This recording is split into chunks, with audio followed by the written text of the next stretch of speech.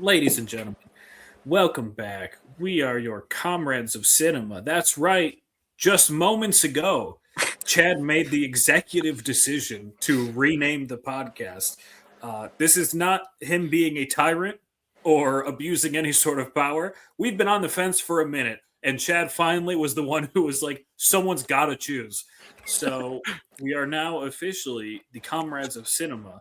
On YouTube, I think we're still going to have to be Cinema Ministry for a bit until I can change the name. But don't worry, it's going to happen soon. Um, so, yeah, I am Josh. You guys want to introduce yourselves? I am Brennan. Still. And I'm Chad. Our tyrant at large. We we are friends of over a decade who are trying to get to know each other a little more through the media we consume. And speaking of media, we're to start by going over what we've been consuming this week. Brennan, this was your week to go first. So I went to my parents this weekend and watched with my father K-19, The Widowmaker. It is a film I have seen I don't know how many times, but every, maybe not every year, but at least when I was a kid, it was every year where we'd watch it every winter. So I've always loved the movie for that. It's always going to have a close place in my heart and memory.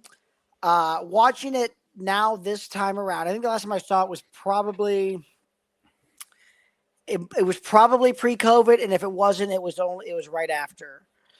But I want to say it was pre-COVID, so it's been a minute since I've seen it. And seeing it this time, while I still loved it for all the reasons, and still had many good moments in it, I found myself for the first time being like, when else has America made a movie from another country's military's perspective? Like, just completely. Because there's no American perspective in this. The Americans are in it at the very end because they kind of help in the end. They kind of help with the issue. But I don't think there's a line of dialogue from the Americans. I don't think there's not a character that's ever has a name or anything. So it's really complete from the Russian perspective. And I guess my thing is I am always going to be skeptical now when I hear any form of media or any politician in this country or the West talk about any country that we openly talk negatively about. Like, anytime we talk negatively about a country and then suddenly we start hearing, what it's like there or what happened at this point, it's always just like, I got to take this with quite the grain of salt, I'm imagining. I don't know how well people will describe their enemies, but like, it's like, I'd love to find some, I guess some better, some literature or some movies or some documentaries about, maybe the Soviet Union from the Russian perspective, just because, or just even, other Soviet states, just because I feel like getting it from the American perspective is always kind of the same, you know what you're expecting. It's always like, all right, they seem like complete fools. Of course, nothing works properly and nothing's prepared properly. And it's like I'm not necessarily doubting that's not possible that that the government was like that, but I'm also just like, I don't know how much I can trust you when I know you also openly don't like these people. So it was, it's still, it's a wonderful movie in that, they don't really, it's well acted. I think I would have rather, I wonder if it would have been better if there had, because there's like almost no attempt at Russian accents. When you hear it, it's like these very faint, like, oh, is he? It's almost like they go in and out, and it's very faint, and you're like, it's almost like, I know you're not doing it's like you're trying not to do an American accent, and it's so faint. It's Harrison Ford and Liam Neeson are in it. I don't know. It's a good movie. I enjoy it. It had some touching moments. The thing they did, because what they ended up doing was it was the first Russian nuclear submarine, and they went to go fire off a test missile, and then they were gonna in the movie, and and then after the test missile, they were going to go kind of just patrol the eastern seaboard of the United States. Well, the reactor, the nuclear, among all the other things that went wrong on before and during the voyage, the nuclear reactor starts leaking, which wouldn't have been a big deal because they can fix it for the most part, but there were the suit. They only had chemical suits on board. They didn't have radiation suits. So they were actually killing themselves going in, and they couldn't keep it completely sealed afterwards. And then they got to the point where it was just they couldn't keep it sealed, so it was going to blow up. It was going to blow up like a bomb basically. And it was going to blow up and because the Americans knew that they were in trouble, they had come nearby to like keep an eye on them. So if they blown up, they're going to blow up and most likely take out the American destroyer that was nearby right outside, right within like off the shore of a NATO base. So it would have started World War. It was like 1961. So it would have started World War III. You know, which is a shame because then we couldn't do what we're doing today and start World War III. But anyway, no, like I said, it's a good war movie. It's interesting for what it's got Liam Neeson. It's got Peter Sarsgaard, and it's got Harrison Ford. It's worth a watch. It's worth a watch for whatever's true of the story is interesting. For what's not true, I mean, like I said, like any Hollywood movie, they always, for war stories, they always kind of, have to take liberties. But it's worth a watch for sure.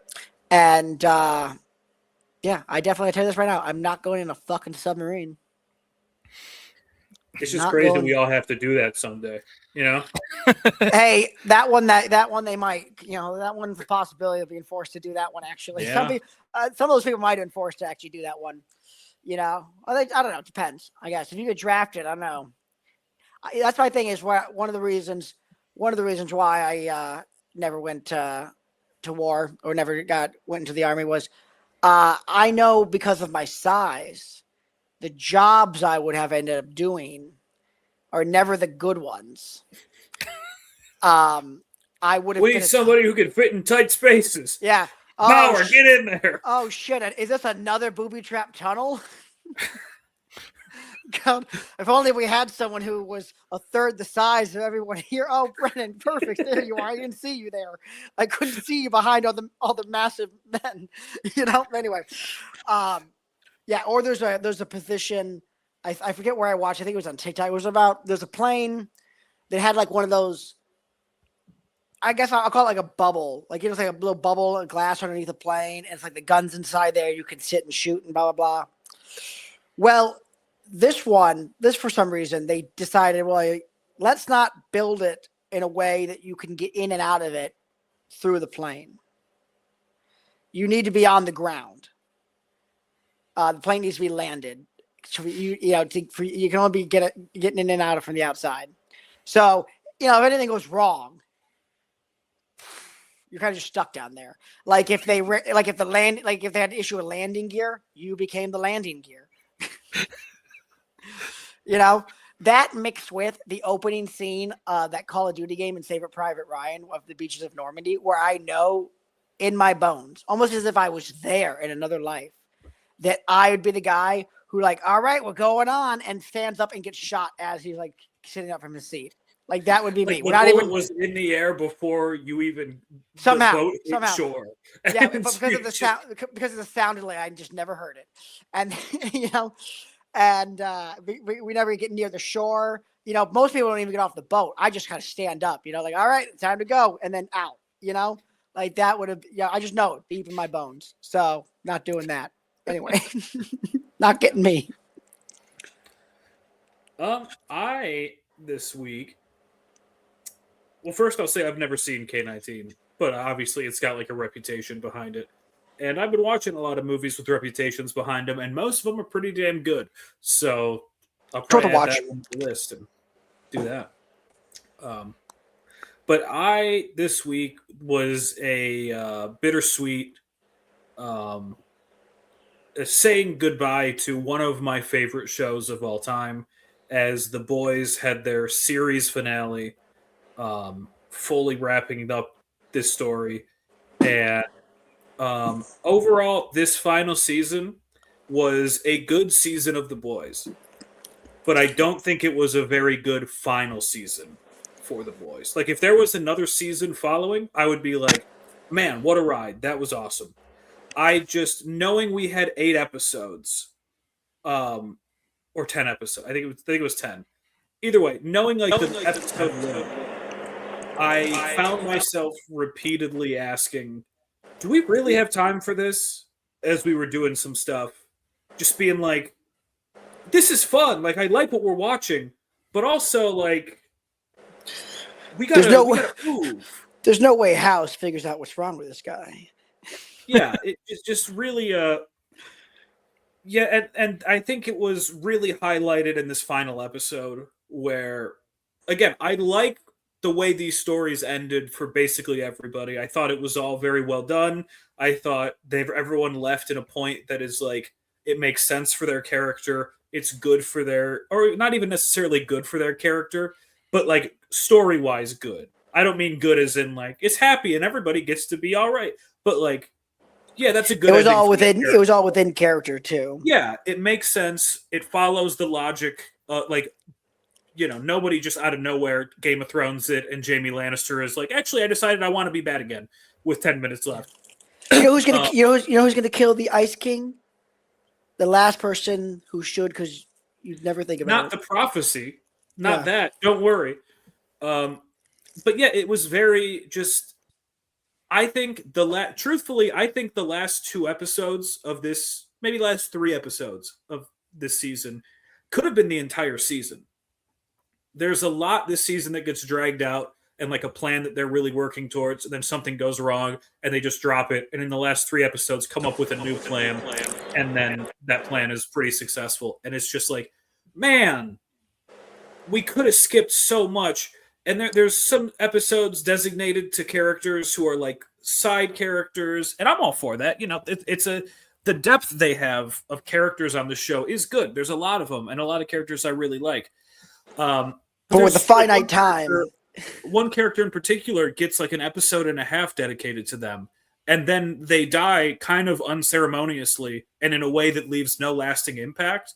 And it was like a shocking scene and everything, but it's like, right, why did we do that? Why did we focus on the they had plenty of setup to like make it more emotional and impactful. And yeah, and they like started to frame it to where like this character was going to turn and end up being like, oh, they flip teams, or that could be interesting, and it doesn't happen. And on one hand, I don't mind that, because I like in shows sometimes people, especially in a show like The Boys where it's this huge war between different sides, sometimes people just die. That's just how it goes. Not everyone gets a huge dramatic heroic moment. Not everyone gets a big like final words monologue. And I think that's good for a show like The Boys, especially where like the shock of anyone can go at any minute, and people you like do often go randomly and like seemingly out of nowhere. But it's a war. Like is there really a death out of nowhere in like a war between basically like gods? You're scaring me. I think Trump had this exact speech. Yeah, he might have.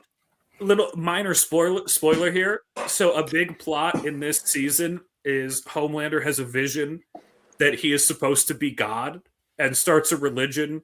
They switch Christianity to the Church of Homelander. And they were talking about, they're like, we put out, they wrote it like a year ago. They were filmed it like a year ago. And a week before the episode airs, where Homelander decides he's going to be God, Trump posted that video of him as Jesus healing someone, and they were Doctor like, "Are you Jesus? fucking kidding me? Are you out of your?" There's like quotes from the writers being like, "We tried to go so over the top that it's like, we can still use it as commentary, but it's not as direct as we've been in the past." And Trump was like, "Actually, I see your comments. Fuck you." And you're not gonna out shock dementia. Yeah, but yeah, we just watched it last night. It aired yesterday. I still don't feel like I've fully settled. Sometimes it takes a little bit to fully process, and especially there's nothing they could have done that I would have been 100% like I love. It's perfect purely because I love the show so much, and I desperately would like more. And I think they could tell more stories. That said, I completely I admire the fact that from the beginning they said 5 seasons and then they ended it at 5 seasons. I Yeah. like that. I respect that. I think it's good, and more shows need to take notes. But man, I'm gonna miss this show so much. The thing I'll say though is, and I do completely agree that 5 seasons, usually 3 to 5 is the way to go. I think. So I definitely think that I like that they chose that, but at the same time, to be disappointed when they knew they were going to get 5 seasons, like it's one thing like Wilfred, like you can tell, like, oh shit, someone you were expecting another season and you had to just wrap this shit up, Yeah. But like when they know what how long they're gonna have, and it's not like completely just nailed. I think. Let me ask you this: can you name a better ending to a show than Breaking Bad? I think those last 5 episodes, or some might be, I mean, the whole show is great, but the last 5 episodes, I think, are some of the best the show at its best. I think. I'm not the right person to ask this because I truthfully just don't watch a lot of like TV shows like that. Like I watch a lot of like casual shows or shows where like a Community's like my one of my favorite shows of all time. The ending doesn't matter. I'll It's take like that as a. if they I'll take. nailed it, if they failed it, it doesn't make a difference because it's not that kind of show. Like The We're gonna, Simpsons, I love. It'll never end, but we're gonna just dub in you saying I can't think of anything, Brennan. well, you're right. I can't think of any like better endings, but that's also not like of the like 15 shows I've watched. I mean, I have watched it, but I'm just not really thinking of any like that. I like how I like what Sopranos did, I guess. But it's also like I get why people don't like it. I think it's a bold decision. Sorry, I'm running through the Rolodex of all the shows I've watched. Like I said, I'm not even saying Breaking Bad is like my favorite show. I'm just talking about like the way they ended it. I think they just nailed it. It's between that and The Wire for me. I have to watch. I'm about to start The Wire. I've decided I'm going to get HBO soon and go for The Wire. Yeah. I have my issues with the last season, but I think the ending of The Wire or of Breaking Bad. The Wire. I think the last episode is great in the story it's telling. So okay, I'm with him. I'm gonna. I saw a couple clips of it, like of just people. They were doing like character breakdowns on TikTok of The Wire, and I just was like, "Shit, I'm getting really into this. I might have to get HBO finally." I didn't finish The Wire just because, again, I just like stopped at one point, took too long of a break, and I was like, well, I guess I've missed my chance, despite the fact that that's not a thing at all. I'll eventually finish. Sometimes, like for Better Call Saul, twice now I've watched a bunch of it, liked it, took a break, and then forgot where I was, and I can never find it again. So every time I watch it, I'm like, this isn't it. I've seen this before, and I lose interest. Yeah. But yeah, The Boys, very good. I'll miss it. I know there's like a prequel show coming out, which is cool, and I'm gonna enjoy that, I'm sure. But it's something about losing all these characters that's tough to just a bummer. Yeah. I'm not gonna act like, oh, it's traumatic. It's just no, it's just a TV show I like is ending. But it's it's sad. I would love to have more of it and see what comes next. Pay no mind to the 3 days I'm taking off work for mental health days.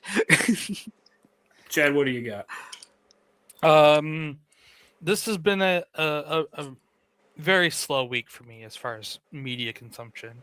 I think I mentioned last week that just trouble with my sleep schedule, so I just can't seem to fix that.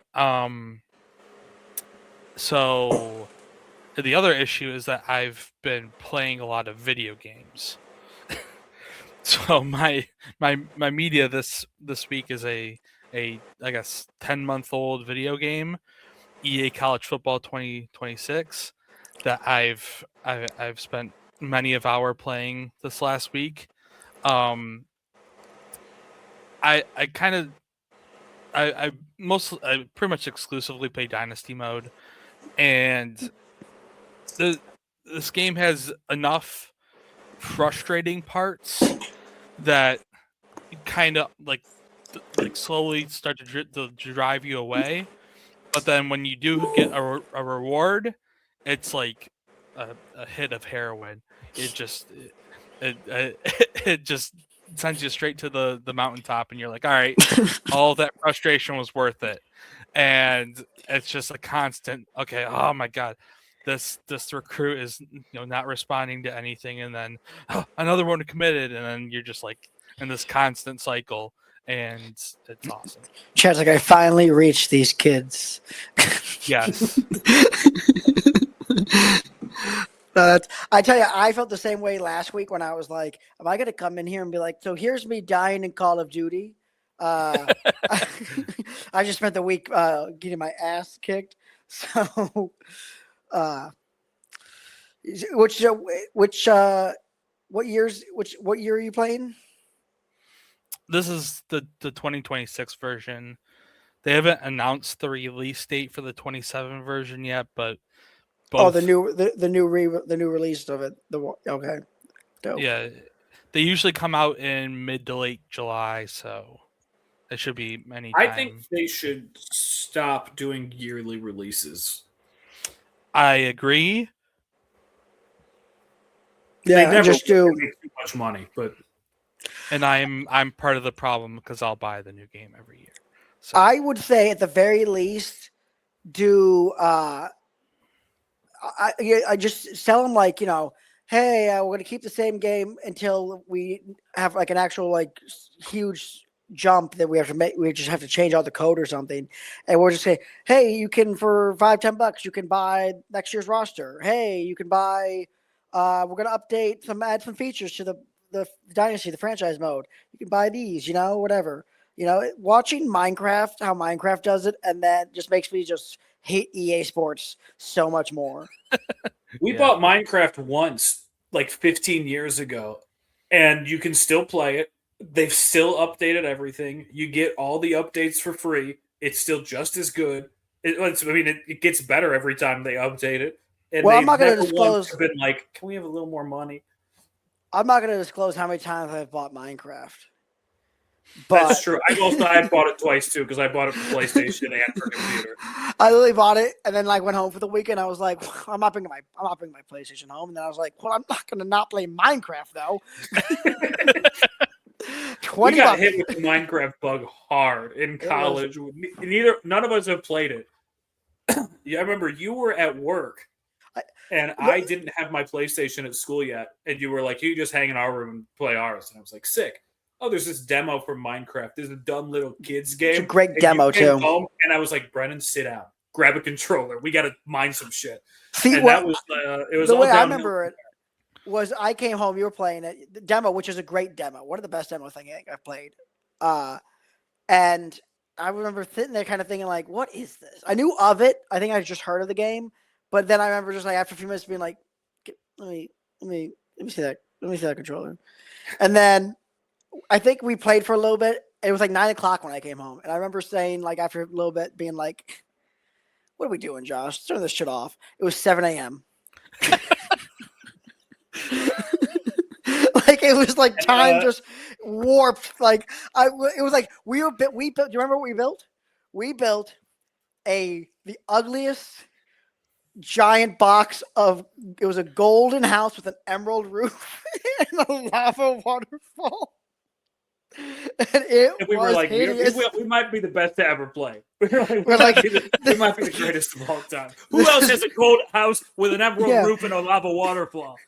Yeah, we're like, this is easiest game I've ever played. No, but yeah, fun game. And I've got a Forever World that I haven't played in a minute. But I'm not gonna. That's the one I'm gonna go back to when I do play it. So I'm gonna try to commit to it. But does that bring us to the next segment? It does. Doing each other. So for this segment, Brennan sent a message in our chat the other day and said, I think it'd be fun if on top of the film of the week, if we all assigned each other something to talk about in next week's media mashup. And Chad said, I don't like that very much. And I said 2-1, Brennan and I win. So here we are. And then Chad made another executive order. Yeah. Use This my is veto Brennan powers. and I's last week as co-hosts of the show. Next week it's just Chad talking about whatever he wants. I need But yeah, somebody to so- bounce off of, and I don't have any more friends. Well, Brennan, you are going to start out. So I'm gonna give Chad his something to watch next week, and then Chad's gonna do Josh, and then Josh will do me. So Yeah. Chad, I'm gonna pick a TV show. You don't have to watch, of course, the whole thing. Obviously, they're Yeah, only. I think we said like roughly like up to like 2 hours of content, or Well, keep it like about the length of a movie that you have to watch, and then This it's is what like I if was you gonna watch do. more, awesome.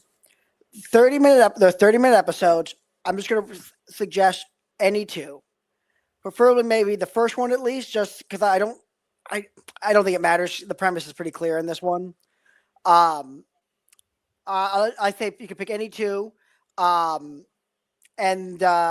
you want to watch more, obviously encouraged to watch more. You can find it on YouTube. I'll send you the link, but you can also find it on Amazon. It is called Garth Marenghi's Dark Place. It is. You cut out for me in the middle there, so. It is Garth Marenghi's Dark Place. So the way I'll describe it is,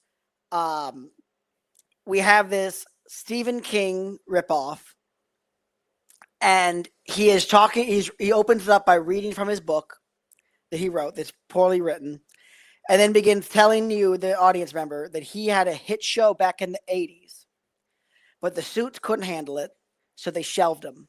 But now they're hacks and they've come crawling back to him, so he's re-edited this show and he's going to show it to you. And it's intention. It's horrible. It's as if it's made it. It can't be that bad. Have you not seen the show, Josh? Oh no, I'm just saying it can't be as bad as.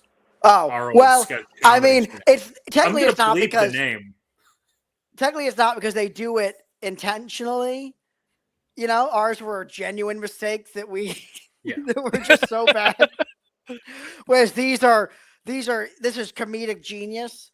Ours was, I don't know how to shoot a scene, and I should stop moving this microphone that's also fucking with continuity. Anyway, so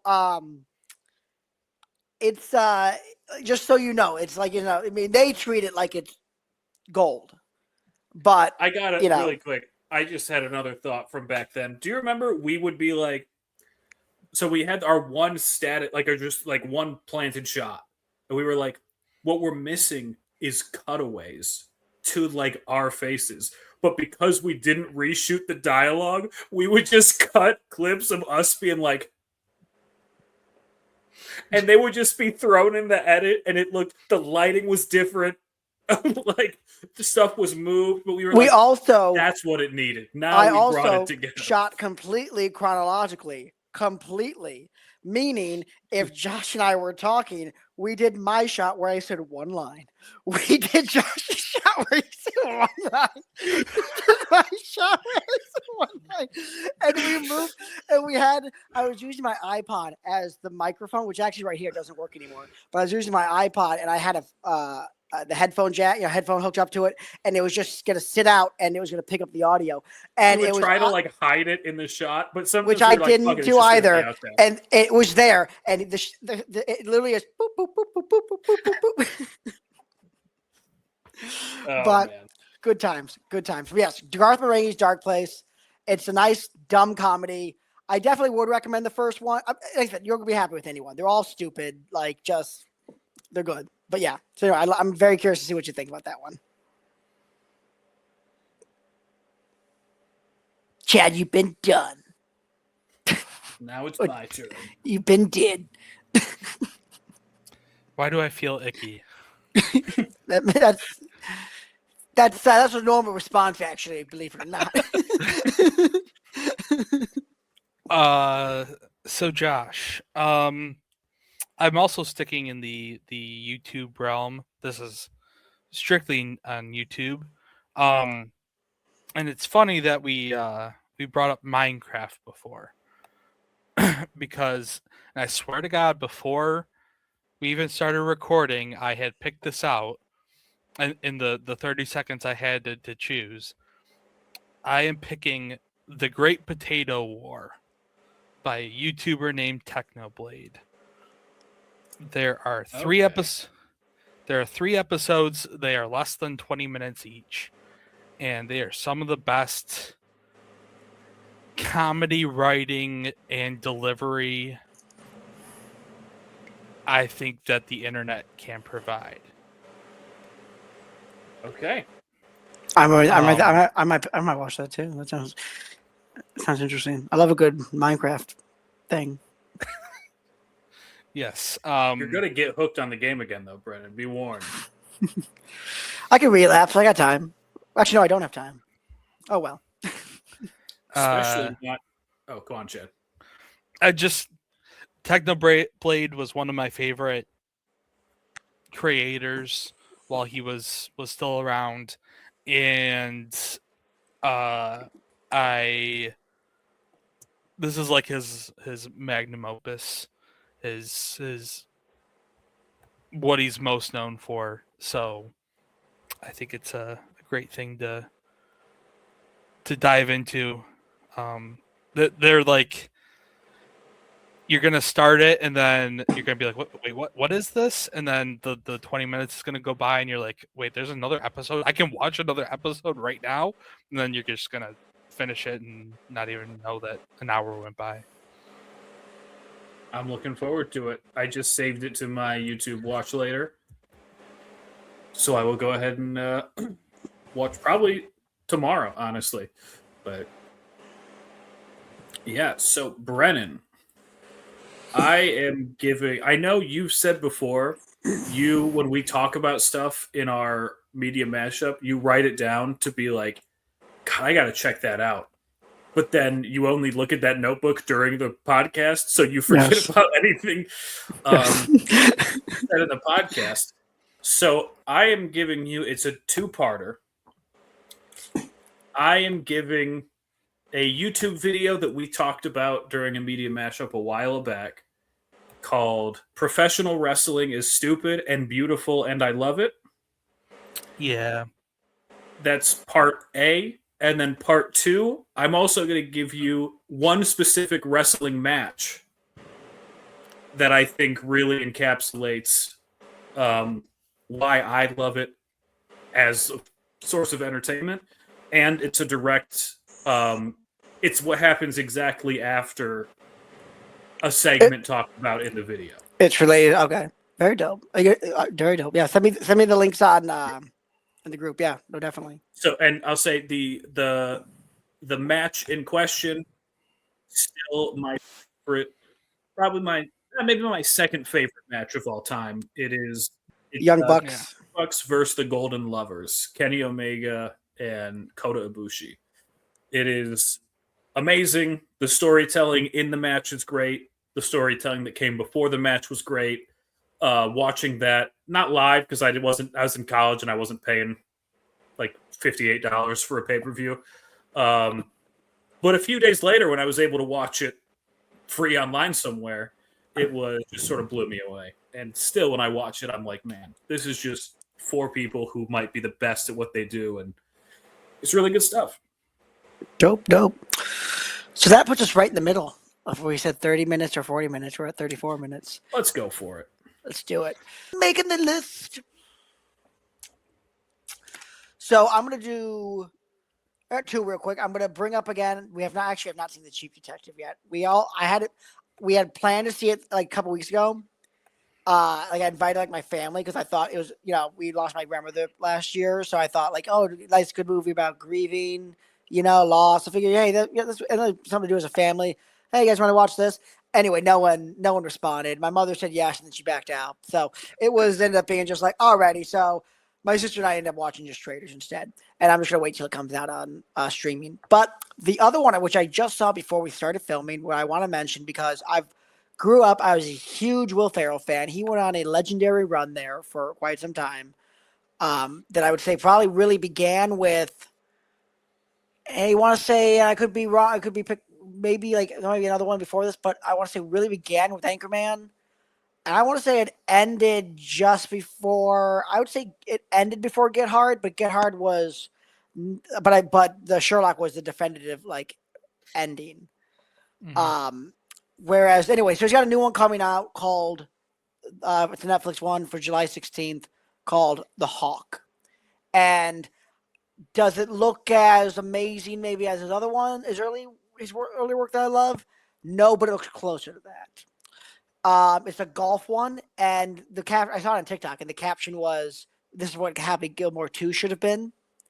And it looks like he's playing like one of his characters, and I'm gonna watch it. I'm going to watch it when it comes out, and I'm hoping that I'm hoping that I enjoy it, because like I said, when Will Ferrell's on, he's on. Yeah, so those are my making the list. All right, and Happy Gilmore 2 was bad, so it would be good Yes, to. yeah, to just have a different golf movie to cleanse my, pretend like that doesn't exist. Yeah. I have a weird one because it's something I want to watch, but it's something that is very old. Um, I for some reason lately I've just seen a couple clips of the cast, and I'm like, Chad, you'll appreciate this. I gotta watch New Girl, like start to finish. Have you? Oh, you've not seen New Girl? Not start to finish. Like I've seen a bunch of episodes here and there, and I love it. It's great. I've never just watched the full show, and I'm like, I want like I don't have anything really casual to watch. If I have free time that isn't watching like media mashup stuff, and I'm not ready for like a heavy like sit down for like a drama or something, I just watch Northern Lion all day, and it's like it's awesome. I love it. I have such a good time. He's my favorite streamer, but I want like another just casual show to put on, and that seems like the perfect candidate to just slide in and be like, "Yep, this is." It is, yeah, You know, good kind of background, but also, Chad, have Yeah. also funny when you pay attention. are you a fan of a big fan of New Girl? I've only seen it. Well, I haven't seen all of it. I stopped watching it pretty fairly early on in the last season. I don't know why it would just I didn't catch my. haven't. I have a traditionally unpopular opinion. I want to get your thought on it, and then Josh, obviously after you watch it, or maybe to what you've seen, you can partake. I think the best season, or the better seasons or episodes, are the ones without. Uh, is it Zoe Deschanel? She's the main actress. Is that Yeah, her? Jess. Yeah. I think without Jess and actually Megan Fox's character. The reason I say this is because I think she serves the purpose as Megan Fox does a better job of serving the purpose as a straight man, and the show doesn't really have a straight man. Winston can be, but They have their not. moments, but everyone's also always making their jokes. Whereas Megan Fox really didn't make a joke, and if she did make a joke, it was clear that it was like kind of obvious that her character was telling something that she like a joke that she was meaning to make people. I don't know. I also haven't seen them in it, but I remember when I watched it, that's how I felt. Yeah. I will be able to critique more on that later, maybe. Yeah, and you might be like, Brendan, you're completely wrong. You should watch it again, and that might be completely true. And I wouldn't be against watching it again. It's great cast. It is. Have you seen the Winston episode, the naming episode with the name? I don't think so. Have you? You know what Chad I'm talking about?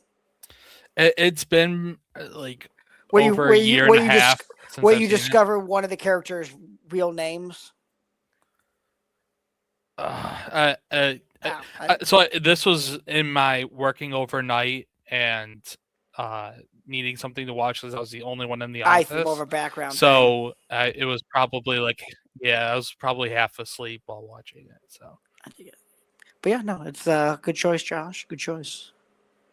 Thank you, Chad. What do you got?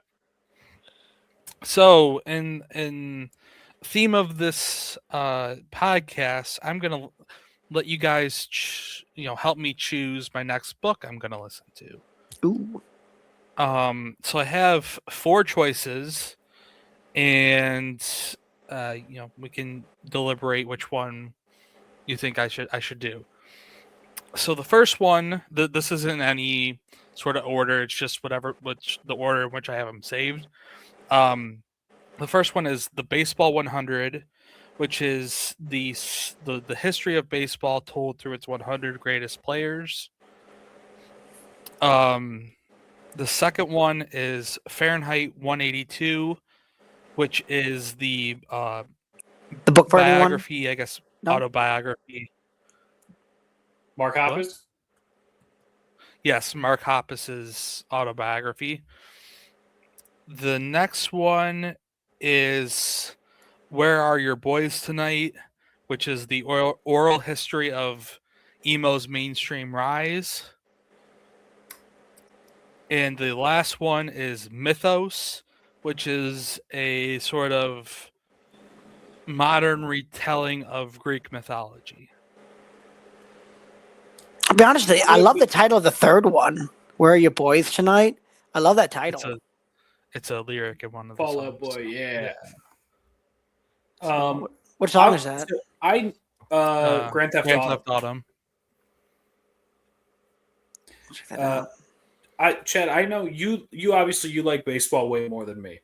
Yes. You played long after I was just like, I'm just not having fun with this. And I every year I tell myself I'm going to watch the Tigers religiously, and then I watch one game and I'm like, that's enough Tigers for a while. I'll watch whenever I'm at a restaurant and they're on the TV. So I'm trying to remember that while the first one to me seems like, oh no, you would probably love that. That said, Blink is one of my favorite bands of all time. I've heard Mark Hoppus's book is great. I've heard his because he does the narration, and I've heard he does a great job with it. So I'm gonna vote for that one. Though I am open to really any of them, but primarily the last three. I kind of narrowed it down to for me. You're saying the Fahrenheit 182 is the one with the narration you've heard good things about. If I was gonna say I'd go with the one that's got the best narrator, the one that's got the voice that's gonna hook you. That's the one I would choose. So if Josh has heard good things about 182, I'd say do 182. And I think that's both a good subject and interest. Not bad for the times. Mm-hmm. Yeah, you kind of have saved me a lot of time by picking that one. It is the shortest of all of them. Perfect. So that one, the Mark Hoppus one, is 7 hours long. The baseball one is 31 hours. So, yeah. See, I'm like that to me would be I can't imagine getting through that. But also, if there was one that's like, hey, we're going to tell the story of wrestling through the top 100 wrestlers of all time, I'd be like, give me 50 hours of that. And I know you guys might be like, that would kill me. So. Well, I mean, I remember when they did 100 greatest players of all time in the NFL. Granted, it was broken up week by week, but it's quite the countdown. Yeah. All right. Well, good stuff. We all got our projects for next week. Well, not necessarily. These aren't necessarily projects for next. You know what I mean? I think it's time for the film of the week, which was a choice. Which was my week. I chose. Well, you guys chose. We all chose. Next of Kin, 1989, starring Patrick Swayze, Liam Neeson, and Adam Baldwin. Now, I had seen this movie at some point when I was a kid. I don't know if I watched. I don't think I watched it from start to finish, but I watched more than enough of it to be like, it stuck with me. I liked the movie particularly. I loved the scene. I remember vividly the obviously the cemetery scene as a set piece, but I really enjoyed the scene where Patrick Swayze is telling the mafia boss about how he had an uncle or like a nephew or someone was killed, and they basically the pregnant woman was gonna raise the son to avenge the death. And I just liked that idea of that story, the familial revenge. And I don't know, I always enjoyed that when I was a kid. And then when I got a little older, and I think it was around 2018, I just it hit me like, oh yeah, that movie. I should see if you can rent it somewhere. And I watched it again. I enjoyed it. And yeah, I wanted to try it again this other time, post film school and even a little bit older. And I gotta say, it wasn't as much. It wasn't the same as I remember it. I still enjoyed it. I think that it could have used one or two more action scenes. Um, but one thing I love about it is I feel like I'm not gonna when I say like you couldn't make that movie today, what I guess I mean by that is Patrick Swayze's dead, and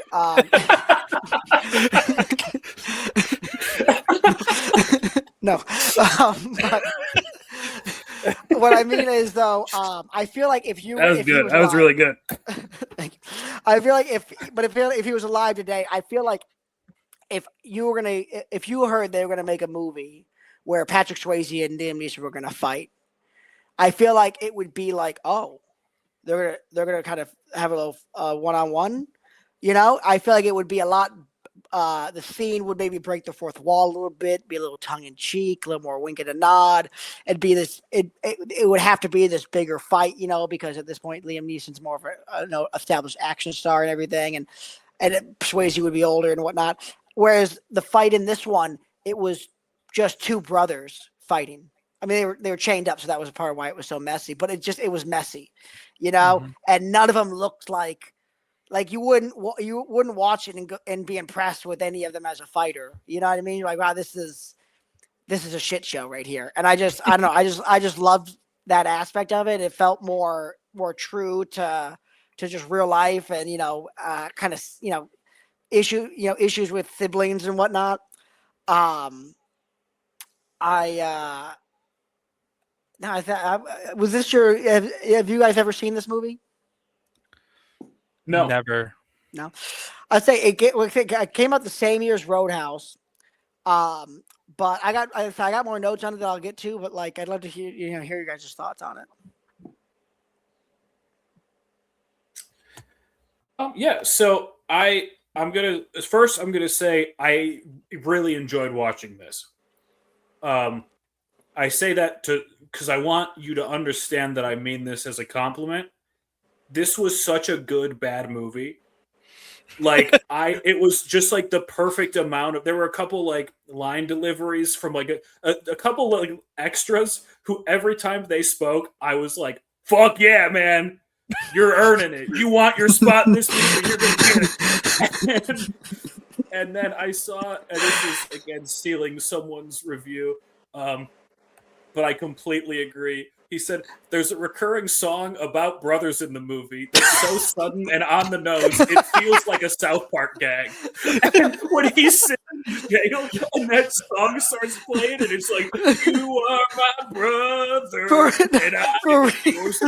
And it's like, it's so funny. I love that you said that because when I was watching, I remember thinking like, I don't normally notice the lyrics of a song being so on the fucking nose, but wow, I remember thinking to myself, are they always on the nose like this? Or this one really nailed it? It was so good. I thought it was so funny. That's a great review. But yeah, it's like the action scenes, like you said, I enjoyed. I thought they a couple of them felt like real, like natural, and like you said, a lot of movies now feel a little too polished. And I think this movie avoided that pretty well, which is nice. Yeah, there's I will say just to get a couple little negatives out of the way. But really, I had a good time watching this. I was like smiling and laughing through it. At points, like I think that's what they wanted. Not like I was laughing at how bad it is. But no. I mean, I think it's a fun, for what it is. It's like I think it's like kind of a classic, maybe probably more lower level action, 80s action film. And I think this studio, went under like right after the film. And I think there's I think they had a history of kind of their projects financially losing steam towards the end. So I think there were some factors of that involved. But yeah, I'll say the other thing. I thought when I initially saw the role Liam Neeson was in, I was like, oh, that's weird casting. But Yeah. I thought he did really good. And I thought it Same. worked way better than I expected it to. And I was really into it. However, I do not think the casting of Ben Stiller worked out as well as Liam Neeson. That felt like a kind of a miscast. And I get, he was young, breaking in. He hadn't necessarily found his lane yet. I don't think he was like bad by any means. It just My wasn't... first note written down is Ben fucking Stiller ? See, I kind of think it was brilliant, and the fact that he's supposed to be kind of a misfit in their organization.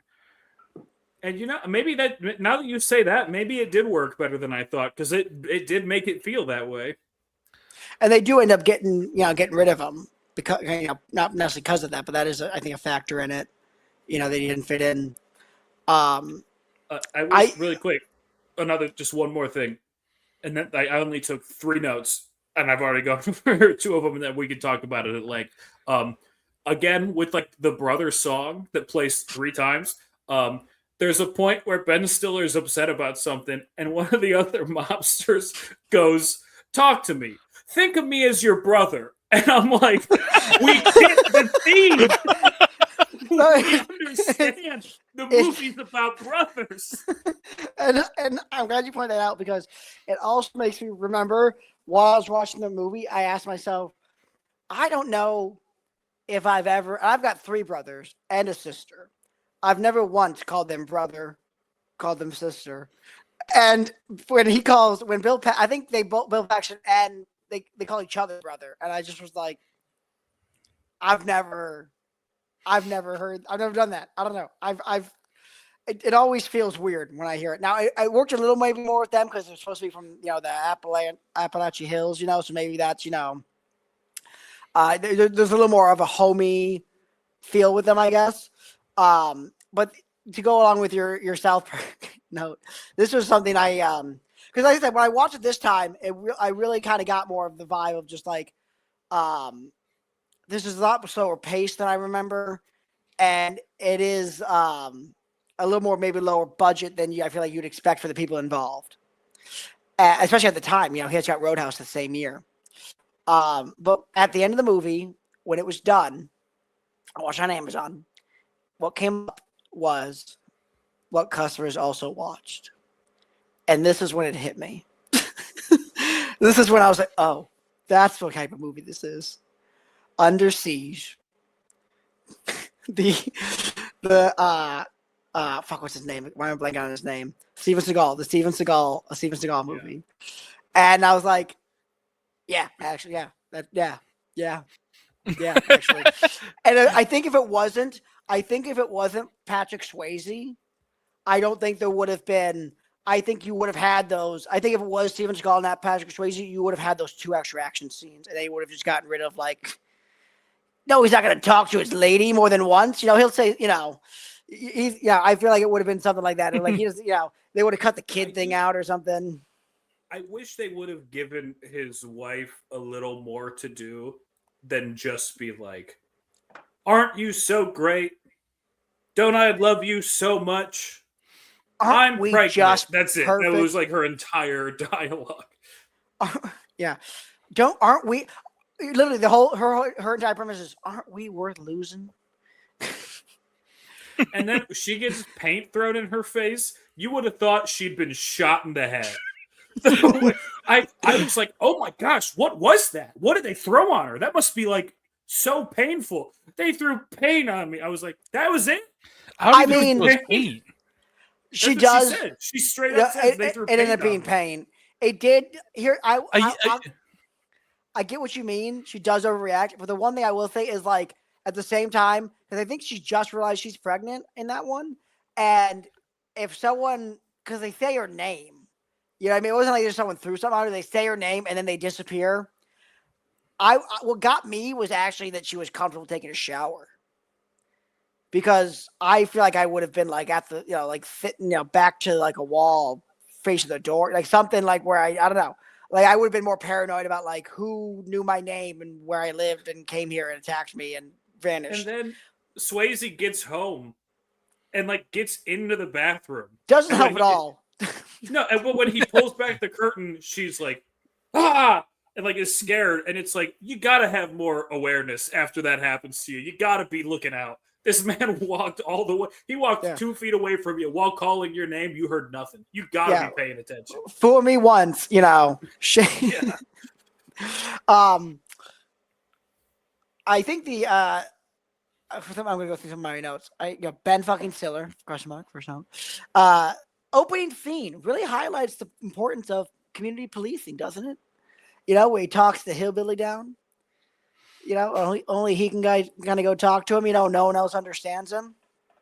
It's the most pro-diversity media in a long time. Yeah. I saw a review that was making fun of it, but I enjoyed Adam Baldwin's performance. I believe maybe performance isn't the right word. I believed him that he could be a mafia guy. He looked like he could play. I feel like he could have been in Goodfellas. And I'm not saying like held his own acting wise necessarily, but like I mean like I wouldn't have felt like he visually was out of place. You know, I also didn't know there was Adam Baldwin. And Aldi's. You saw that? I saw that too. Unchanged logo, by the way. Unchanged logo. 89. It looked right. Like it looked modern day. You would have thought they spliced in a modern day clip just because they lost it or something.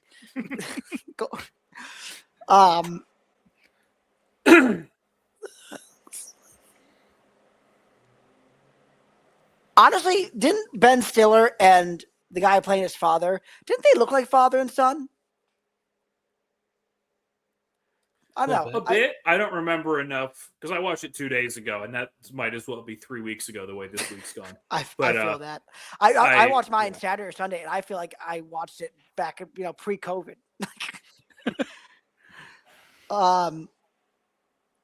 Like you say, I like the brothers fight. Okay, here's the thing that I heard it the first couple times I heard it. I feel like I didn't like my brain was like not letting me. It was just like, no, we're gonna ignore that. We're just gonna ignore that. Just keep enjoying the film. And then the last time I heard it, I was like, no, I've got to say something. Are they calling him Papa John? That I noticed it too. I was like, I did not, but now, yeah. They call him Papa John. Their cemetery shooting. That's me in Call of Duty. Yeah. When he pulls up the thing, he's in the middle of this shootout, and all of a sudden it's the bow and arrows getting shot around. I was just like, yes, that's what I think. I think if this movie would have turned the dial a little from serious to like tongue in cheek, I think it would have been a good benefit. Because like the scene where Liam Neeson goes in to like the pinball bar, and before he leaves, he takes a minute to shoot the last few pinball machines. I thought that was awesome, and I thought that was so fun. And I'm like, had they played that a little more as like comedy, I think that would have been awesome. I definitely agree that they took themselves a little less seriously. You could definitely tell it was like they were trying to get make it another hit for Swayze. I definitely think like I said, a few more action scenes. I would have liked to honestly, I would have loved to see more with the family. Because when they brought the family out of like the cast of characters of coming to the aid, it was like I'd love to spend more time with these guys. I'd love to see them each get like an extra 30 seconds to a minute screen time, and just really kind of get a little bit more of each of them. I would have loved to see more of the story they tell about the guy, the baby, who grew up to get revenge. I think I would have liked to meet that character. This should get a legacy sequel. True. Yeah. With, honestly, it would work too with how Liam Neeson's career worked out, and with Swayze dead, he could avenge Swayze. I think that could be cool, But yeah, those are the notes I have on it. I mean, I think I love that like it's a South Park bit. I love that. No, that's because I even thought to myself, I was like, this is Are they always just on the nose? Man, they really found the one. Like, someone was listening to the song and then wrote the whole movie around it. But, And it's especially the voice singing truly sounded like a South Park voice too. It like True. everything about it sounded so. I went back and rewatched that scene with that like thought in mind, and oh my gosh, I was almost in tears watching it. It was so funny. it's one of those when you're like two clips that give off the same energy. That and then the Team America World Police, when he's like, I miss you, like Michael Bay missed the mark on Pearl Harbor. But yeah, no, I like that. I for what it is, I enjoyed it. I'm ready, I guess, to get to ratings unless you guys have any more notes or anything you want to discuss. But those are my notes. Well, Chad, you can go first. Do you have anything else? I guess I really haven't said too much. So not gonna lie, I wasn't in the mood to watch a movie when I started this. I had a really rough day at work yesterday, and I was just like, I gotta watch this movie now. It felt like a chore, and to the movie's credit, by the time the end credits started, I was like, that was totally worth it. I enjoyed so much of that. I only wrote one note, and looking back on it, it doesn't make sense, my note, because I wrote it in the moment, and then later it kind of reveals what he actually meant by this line. But when Adam Baldwin's character kills Bill Paxton's character, he's like, right before that, he tells Ben Stiller, like, we're gonna show him how we negotiate, and then he just kind of shoots him right away. And I was like, oh, that's a really bad negotiation tactic. Like, you didn't get anything from him, you get any information or whatever. But then I realized later in the movie it's to persuade the owner to sell. But the whole time I was watching this movie, I was like, Patrick Swayze is just so good looking. It's not fair. I was like, Very handsome man. it was borderline distracting, but I was having so much fun. I was like, that's part of the charm. And I kind of disagree with you guys on the action part. I was kind of intrigued by the restraint to not do a Michael Bay style action every 15 minutes, and that so that when the action does happen, it has more punch to it. Yeah. I didn't think it needed more action. I just liked the action we got. Okay. I thought somebody said that. No, I mean, I said I think it could have had a scene or two more of an action scene, but I don't disagree with your take. When Liam Neeson shoots the the Chinese food, then Patrick Swayze later's like, Breyer hates Chinese food. It's just so funny. I love the line. Guy who's I love the line when the prostitute comes down. She says, "I said no kinky shit. This is kinky." Yep. The what would you call him? Innkeeper, the guy who ran the motel or whatever. Yeah. I thought he was a great character. He needs his own spinoff. But the world did feel he made the world feel very lived in. He really made it seem like this guy works here. I could see this guy working here.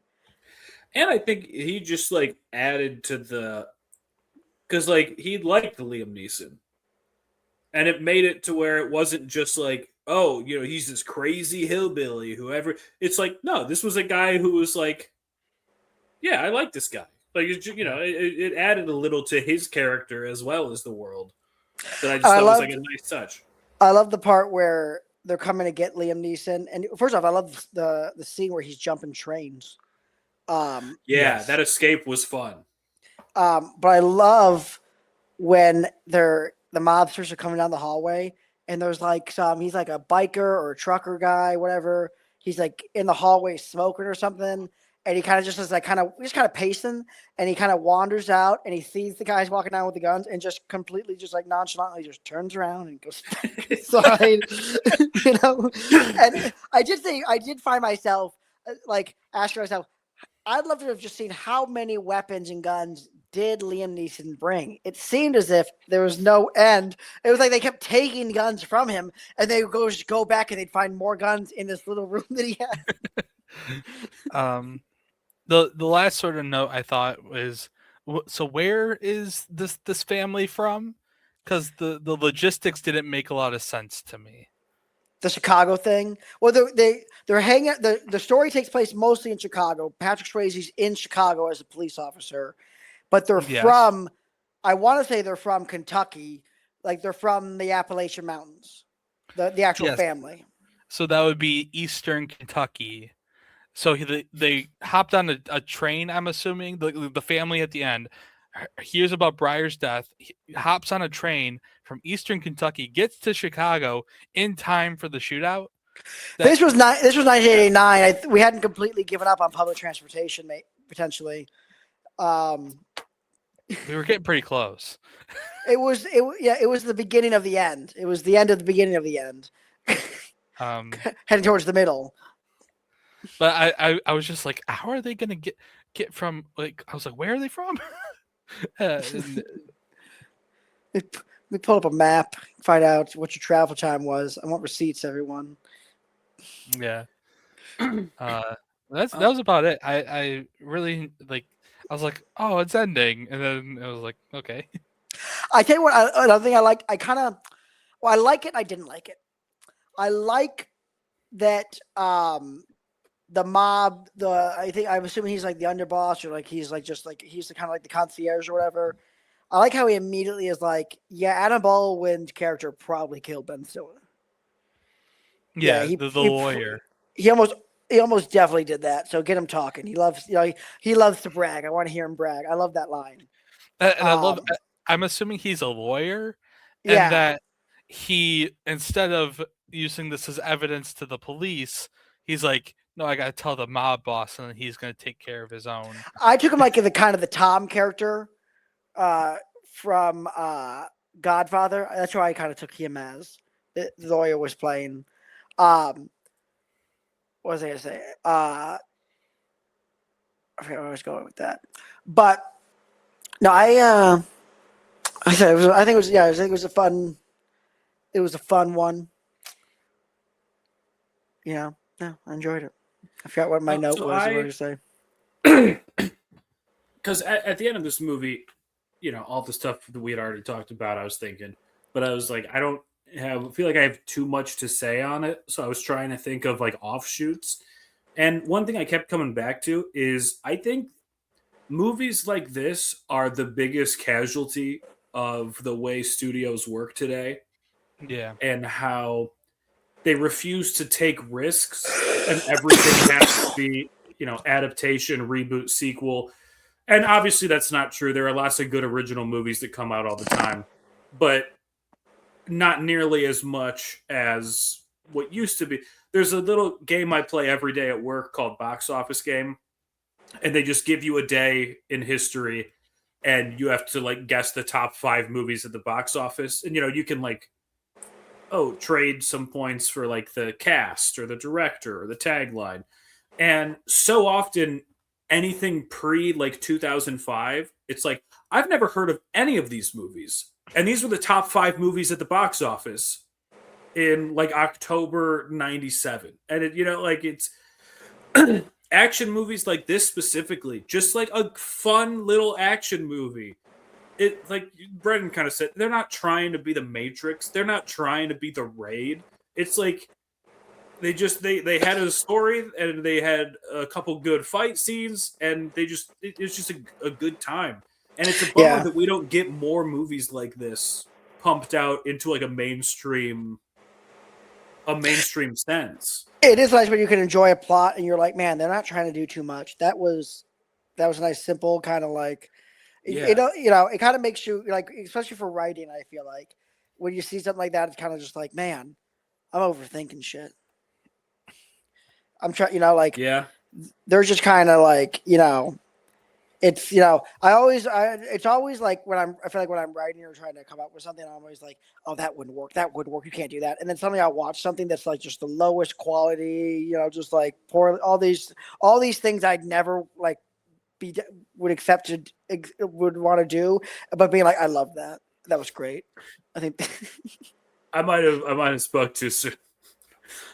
I looked up the budget for Next of Kin was estimated to be about $12 million. The worldwide box office for this movie was just under $16 million.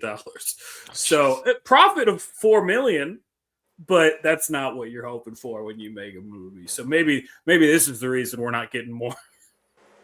It also doesn't account advertising and stuff. Well, I think I also like that. I think this one. I think there was some actual studio issues. I think the studio went under right after it.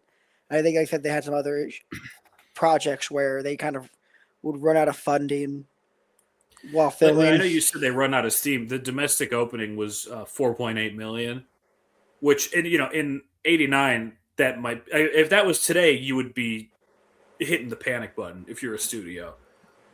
Back then, I'm sure that was better, but still today, probably not what they were. Today they'd be selling the director's organs to try to make up the loss. Yeah, so we want to do some scores. I'm gonna give it a nice 3.5. Like I said, I think it was I think it was just fun, nice little watching Swayze and Paxton and Liam Neeson, and I at the very least I enjoyed that it was just one of those moments where like fucking Ben Stiller's in this. Oh yeah. Like like Ben Stiller, I think he's very underrated. When you really look at his body of work. But yeah, 3.5. Yeah, I'll just roll right into that, and I second that. I've never been, of all the movies we've watched so far, this one had the biggest range of scores I could have given it. There was a point early where I'm like, this is going to be a 2-star movie. There was a point where I'm like, this could be a 4.5-star movie. Like it ran the gambit of everything. I think 3.5 is good because that's still a positive rating. And while I don't necessarily think the movie is that good, I think the time you'll have watching it is good. Like, I think, like Chad said, he was not in the mood to watch it and it won him over. I think anybody can watch this and have a good time and be smiling and enjoying it. And yeah, I think 3.5 is a good reasonable expectations to give someone if they watch it. And I'll say this, after I think this conversation and episode, I think I will enjoy it the next time I watch it again even more. Same. Yeah. I think I probably will. This will be a movie that I rewatch. It's one it reminds me of. I feel like what I compare it to in a way is, to me, it kind of reminds me of The Great Gatsby in terms of the story, like the idea of the story, the theme of the story. I love the execution. I've got some, it's not perfect, but I love like like the long lost lovers re-meeting, after blah blah blah, the mysterious money and all that stuff, and then the familial revenge, and I'm not, I'm going to take the law into my own hands and raise them to, like I said, I think it's just kind of a fun concepts for a film. Yep. Yeah. I did not think that this was going to happen. I'm going to be the highest one. I'm giving it 4 stars. I like I said, I was not in the mood to watch it, and by the end I was sad it was over, and I was like, the star rating is mainly Patrick Swayze being one of the most beautiful people to ever live, but I have to. Yeah. No, I definitely, yeah. I agree. I almost wrote that down as a note when I was watching. After a couple close-ups, I was like, my goodness. You know how that coal miner stay so mad when Patrick Swayze came up there to talk to him. I think you guys brought Patrick Swayze here to talk to me. Where are we going? Prison? Are you coming in there? Are you coming with me?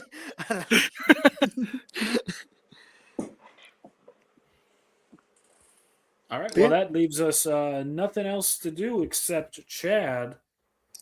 Now, I want I want it on record.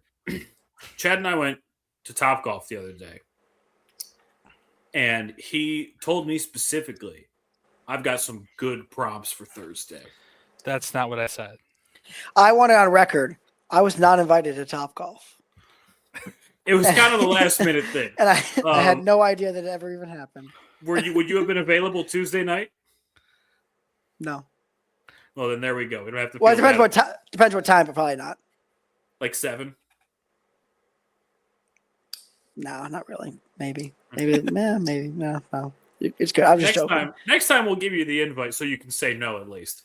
Yeah. What on record, Brandon rejected our invite.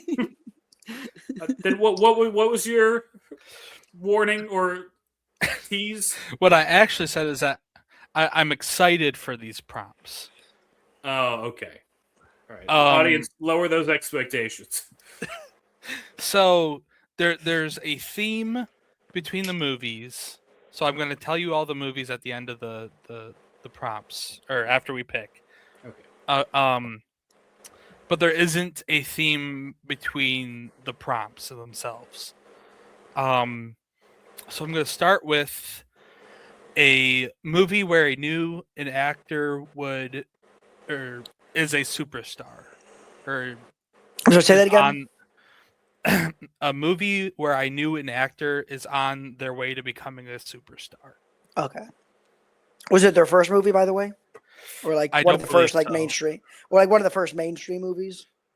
I don't know their filmography off the back of my hand, but it's fairly early on. I have a guess for that one, but I want to hear the other ones first. It was Anger Management, Jack Nicholson. He's like, this guy's going places. The second one is I got in trouble while watching this movie in school. I'll tell that story if it's picked, and probably if it's not picked because it's a funny story. I feel like that might be a trick one, because I feel like you get in trouble with watching any movie in school if you're not supposed to be watching a movie unless they put it on in the class. No, it was we were watching the movie on the TV in class, and they punished you for it.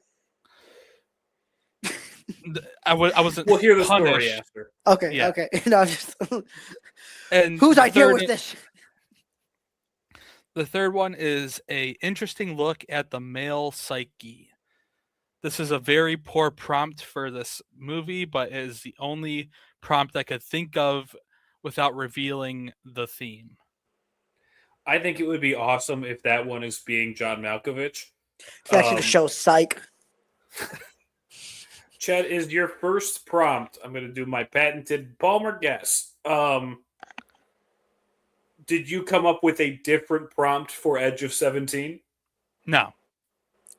For any of them? None of them are Edge of 17? No. Okay.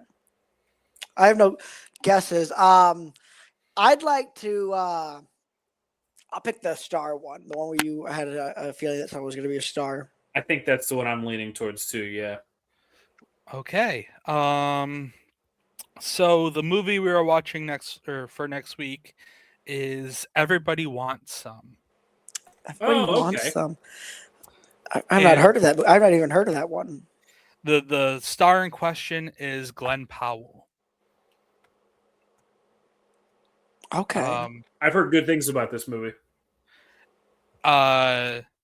It's an excellent movie, and the only downside is that the yes, she's kind of a downside, but we'll get to that later. Oh no, that was me being like, oh hell yeah, she's in this. I'll tell you why you shouldn't be happy about that later, but okay. The main actor, the main character of this is not a good guy, as it came out later. But what are you gonna do? So the interesting look at the male psyche was Bull Durham,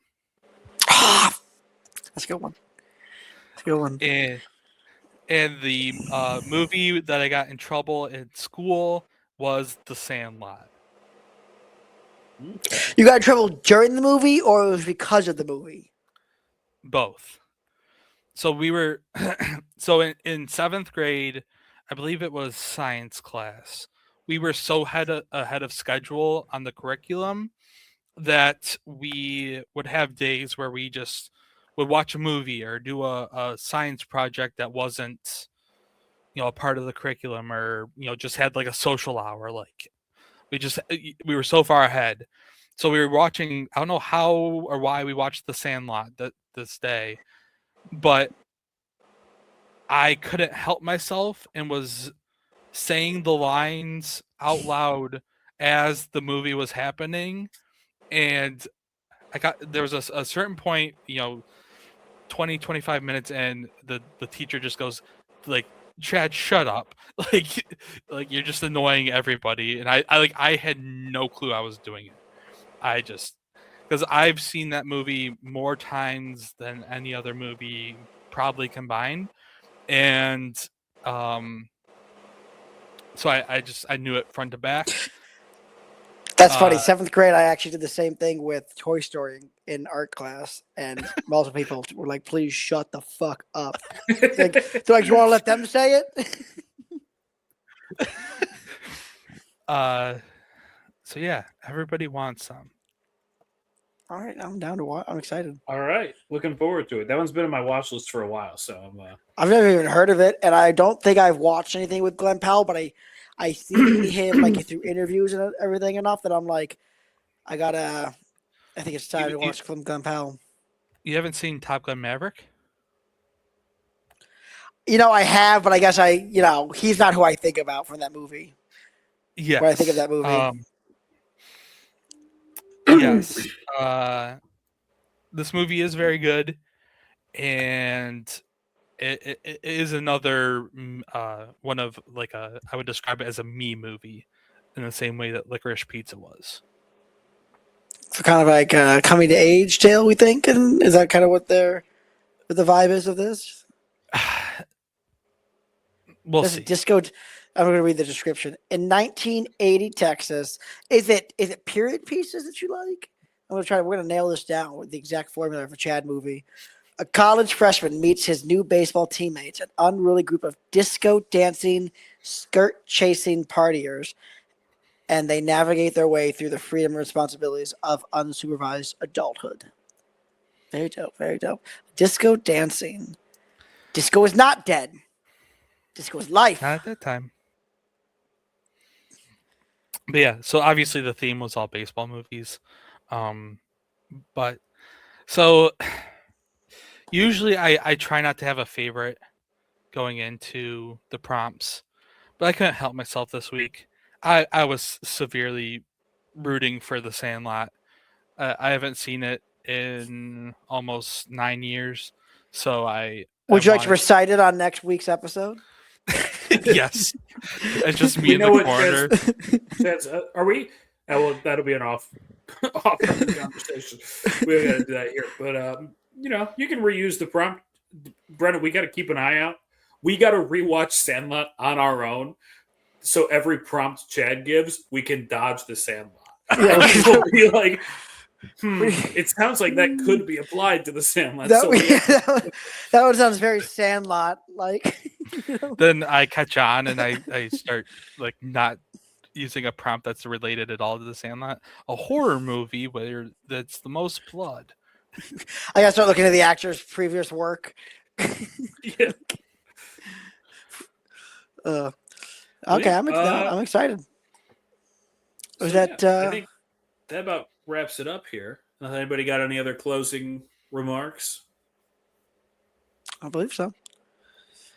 All right, then, ladies and gentlemen, we will see you all back here next week as we discuss 2016's Everybody Wants Some. We have been your comrades of cinema. Signing off. I am and will remain Josh. I am mulling over Brennan, but I think I'm still leaning in that direction. And I'm Chad. We will see you all next week.